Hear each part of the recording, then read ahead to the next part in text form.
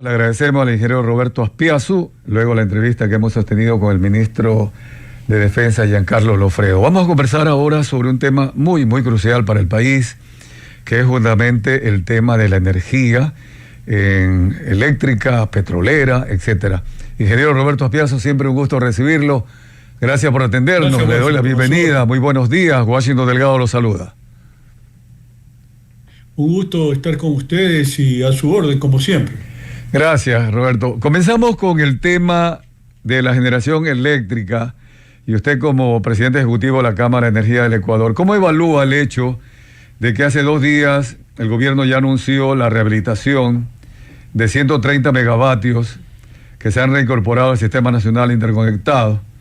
Y también esto con el trabajo de mantenimiento, han recibido algunos repuestos del extranjero, y también la central térmica Esmeralda,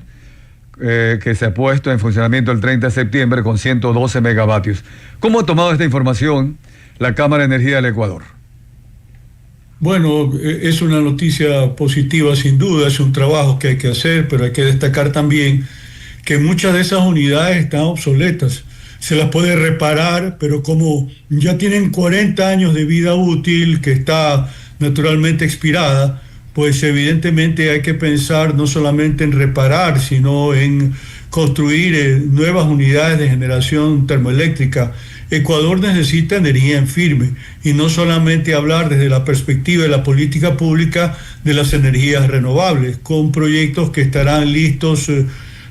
partiendo de este momento a 1 año y medio a la fecha, de manera tal de que sí, es un avance, pero hay que hacer definiciones de política pública. Por ejemplo, la autogeneración, que hoy por hoy está restringida a pocos generadores privados que tienen que ser del mismo corporativo, refiriéndome al generador y al consumidor, pues ese esquema donde se pactan libremente precios, eso tiene que abrirse para que, por ejemplo, cualquier generador pueda entenderse directamente con consumidores regulados, de manera tal de que hay que avanzar en esa dirección, hay que ir cambiando el modelo. Ese es el desafío de fondo, más allá de estos anuncios sobre la incorporación de equipos que han sido rehabilitados, más allá que, como reitero, es algo que sí es alentador. Ingeniero Roberto Aspiazu, también he conversado con empresarios, algunos de ellos inclusive están haciendo inversiones muy interesantes para tener su propia generación eléctrica eólica. Acá en Guayaquil hubo hace pocos días una inauguración de una de estas plantas en una gran industria de acero, y esto también es algo propicio. ¿Cómo ve usted esta relación empresario, actividad privada, industrias con el gobierno, que al parecer, según me decía este industrial, se ha facilitado bastante el procedimiento, muy concreto, y ya estaba recibiendo los beneficios, ingeniero Aspiazu? El tema pasa porque el Estado no tiene en este momento capacidad de inversión por el problema relacionado a los tarifarios que siguen siendo subsidiados, de manera tal de que se apunta a que los nuevos proyectos de energías renovables, también de energía firme, eventualmente de energía de transición, esto es gas natural, se haga por parte de la empresa privada. Tenemos que caminar en esa dirección. Proyecto eólico, en este momento la información que tenemos, el único es el de Villonaco en Loja, de 110 megavatios, que es el único que está en fase de construcción del bloque de 800 megavatios, cuyos contratos en su gran mayoría fueron suscritos en 2023 en las postrimerías del gobierno del expresidente Lasso. Pero aparte de ese proyecto, los otros no están en proceso de construcción, por distintos motivos están detenidos, y eso naturalmente tiene que ser objeto de un análisis por parte de las autoridades para ver qué solución puntual se le va dando a esta problemática. Destacar que en Ecuador, en lo que tiene que ver con su matriz energética, únicamente 0.6% corresponde a energías renovables, cuando hay países como México, por citar un referente, que está en 22%, Colombia en 2%, es decir, tenemos que caminar un largo recorrido. Lo que se recomienda es que al menos tengamos 20% de soporte en lo que tiene que ver con energías renovables. Los proyectos fotovoltaicos más grandes en el país en este momento son de apenas 4.2 megavatios, y los proyectos grandes que se iban a construir en Imbabura por distintos momentos, por distintos motivos, eso está en este momento paralizado. Son al menos 4 proyectos, cada uno de 60 megavatios. Pero hay la buena noticia de que en Baños de San Vicente próximamente se va a arrancar con un proyecto privado bajo el régimen de autoconsumo que va a generar 70 megavatios. Va a ser la primera planta grande que se va a construir en el país. Pasando a otro sector de la energía, en el tema petrolero, ingeniero Aspiazu, usted escribió su artículo con el título Taladros y declive en Diario Universo el 23 de septiembre. Y en este asunto, Ecuador también se ha rezagado un tanto, sobre todo en la parte de la exploración, que es bastante costosa, y aún no se ha clarificado un poco más, no sé si usted tenga algún dato actualizado, sobre los planes de Petroecuador y además también la posible inversión extranjera en esta área, ingeniero Aspiazu. Bueno, yo creo que lo importante es definir qué bloques van a ser adjudicados, eventualmente pasar de manos de Petroecuador, que no tiene capacidad de inversión, al Ministerio de Ambiente y Energía ahora, para efecto de que lleve a cabo rondas licitatorias. La próxima es de Intracampos 3, eso está un tanto demorado, la anterior fue en 2021.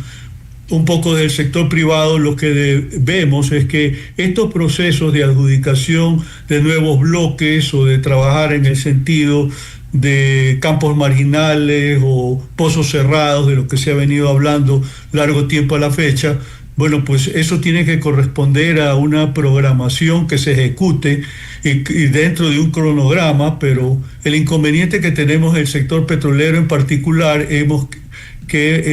venido presentando planes de inversión año a año que finalmente presentan montos importantes, significativos, en lo que tiene que ver precisamente con inversión de 41.000 millones de dólares, por decir algo, pero la capacidad de ejecución simultánea respecto a esa serie de proyectos que están relacionados es limitada, de manera tal de que se necesita ahí una respuesta, una reacción y cambiar el estado de cosas, eventualmente apuntar a reformas legales que permitan tener nuevas modalidades en lo que tiene que ver con la adjudicación de estos bloques y de contratos petroleros de nueva generación. Ahora, este tema está atado a la Constitución, Roberto, cuando todavía está prohibido hacer inversiones privadas en el tema de las zonas estratégicas, ¿no? El petróleo es uno de ellos. A la hora de la hora, sí, a través de concesiones se ha podido manejar, pero todavía no hay y eso lo digo yo como una apreciación personal, pero también porque he conversado con inversionistas, que no hay una seguridad jurídica total cuando, por ejemplo, el caso de Chevron, ya Ecuador tiene que indemnizar porque algún día se le ocurrió al exmandatario Correa suspender ese tipo de convenios de manera unilateral. ¿Cómo está el ambiente al respecto? Y usted como presidente ejecutivo de la Cámara de Energía del Ecuador, ¿qué han tratado al respecto con la actual Constitución, con la actual normativa? Realmente eso tendría que cambiarse en el caso de que vayamos a una asamblea constituyente, porque en la práctica lo que ha sucedido es que esa excepcionalidad para la participación del sector privado en lo que tiene que ver con los sectores estratégicos es hoy por hoy algo que se ha venido más o menos generalizando.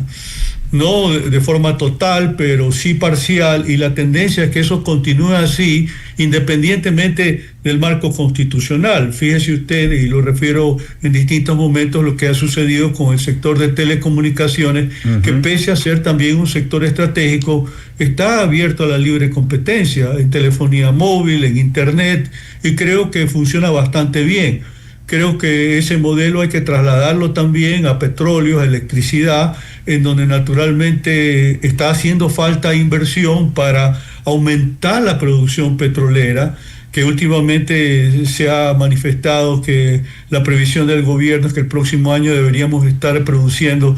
538.000 barriles por día, pero al momento nosotros no estamos viendo el movimiento necesario para que eso suceda en un plazo relativamente corto, porque la incorporación de producción adicional requiere de tiempo, y usted lo mencionaba hace un momento también, de hacer perforación exploratoria más allá de la perforación complementaria, workover, que se hace de continuo para mejorar la recuperación de campos que en su totalidad, prácticamente con excepción de ITT, son viejos. En lo que tiene que ver con electricidad, el desafío es disponer de una mayor cantidad de potencia de generación y también de transmisión. Esto no hay que olvidarlo, porque muchas veces nos referimos al déficit de generación en particular, pero de cara al futuro hay que construir nuevas líneas de transmisión para soportar nuevas cargas que se puedan distribuir y comercializar para satisfacer la demanda de la población. Uh-huh. Ingeniero, buenos días. Lourdes Guadamuti le saluda a 8:38 de la mañana. Usted ha hablado sobre el plan del gobierno, ¿no?, que planteó llegar aproximadamente a 600.000 barriles por día este año. Bueno, la meta se ha pospuesto a 2026. También se habla de un plan de inversión 2025-2030, pero hay también, por otro lado, inversiones represadas por $1 billón por temas ambientales. A su criterio, a su juicio, usted como conocedor de la materia, ¿qué cambios regulatorios serían necesarios para destrabar este caso en particular sin descuidar un tema también importante, que es el tema ambiental, ingeniero, teniendo todos estos frentes y estos microincendios, si se quiere decir, o conatos de incendios en ambos sectores, ¿no?, tanto como las leyes, como también ciertos sectores que se oponen a la extracción o al que se siga produciendo petróleos en ciertas zonas de la Amazonía? La obtención de licencias ambientales para efectos de desarrollar nuevos campos es un obstáculo enorme. Y el hecho es que sacar una licencia ambiental para el efecto en las diferentes fases está en este momento demandando al menos 3 años. Hay al menos 5 corporativos que están procesando licencias ambientales desde antes del inicio de este gobierno, que va a cumplir 2 años. Entonces estamos hablando de procesos que llevan 3 años a la fecha, de forma tal de que sí, eso llama la atención, porque finalmente es un obstáculo para incrementar la producción, inclusive en zonas donde no hay conflicto con las comunidades, y las propias comunidades están de acuerdo, porque finalmente el desarrollo de esos campos va a generar trabajo, que inclusive de acuerdo a la Ley de Desarrollo Amazónico, en un 80% tendrá que corresponder a los locales. Siempre esto con la dificultad de que muchas veces son trabajos especializados y no hay la oferta laboral requerida en la zona, en el lugar, y eso plantea un problema desde el punto de vista de la operación. Pero en todo caso es un problema que tenemos entre manos. No tenemos en claro todavía cómo la transición, producto de la eliminación del Ministerio de Ambiente y su absorción por parte del ahora Ministerio de Ambiente y Energía, va a favorecer una mayor agilidad en estos procesos, porque en otras partes del mundo obtener una licencia ambiental no toma más allá de 6 meses. Okay. Pero aquí en este país, reitero, pues estamos con el inconveniente de que la falta de otorgamiento de estas licencias que estoy refiriendo en particular significa el freno de $1.000 millones de inversión de campos nuevos que quieren desarrollarse sobre bloques que están adjudicados, pero se trata de nuevas áreas que tienen potencial y que justamente es lo que va a permitir incrementar la producción en los términos que plantea el propio gobierno. Pero tampoco es que usted va a incrementar de 470.000 a 540.000 barriles de la noche a la mañana. Es todo un proceso y eso tiene que cumplirse en función de también que se ejecuten tareas por parte de las contrapartes gubernamentales. Estamos conversando con el ingeniero Roberto Aspiazo, presidente ejecutivo de la Cámara de Energía del Ecuador, sede. Roberto, hay algo que es clave en estos días y un poquito quisiera derivarme a lo que está aconteciendo en el país con esta paralización indígena, sobre todo en Imbabura, 17 días de protesta, incluyendo el día de hoy. Va a haber el feriado por la celebración de los 205 años de independencia de Guayaquil, la costa en su mayoría trabajando. Hay algunas provincias de la sierra que quieren igualmente trabajar, el turismo quiere trabajar, las flores, en fin, toda esta producción quiere trabajar, leche, papa. Pero sin embargo tenemos todavía un grupo de ciudadanos que no quiere razonar el tema de la necesidad de reducir el subsidio al diésel, en este caso específico. ¿Cómo ven ustedes desde el punto de vista de inversión, básicamente la Cámara de Energía del Ecuador? Lo primero que no ha habido cierre de los campos petroleros, cosa que sí se sucedió en los paros indígenas de 2019 y 2022, lo que quiere decir que ha habido una planificación de las autoridades del gobierno central en coordinación con sus contrapartes seccionales, igualmente con los mandos militares y policiales de la zona, de acuerdo con las propias comunidades, con la dirigencia indígena amazónica, que ha tomado conciencia alrededor de que plegar al paro de la CONAIE evidentemente va en perjuicio de sus legítimos intereses, tal como sucede de forma extensiva respecto al resto de la población ecuatoriana, la gran mayoría. Los que están bloqueando carreteras, asaltando floricultoras, obligando a cerrar comercios en determinadas localidades, principalmente en las provincias de Imbabura y de Chimborazo, sencillamente es gente que está actuando de manera delincuencial, al margen de la ley, en una paralización que se ha tornado una vez más violenta,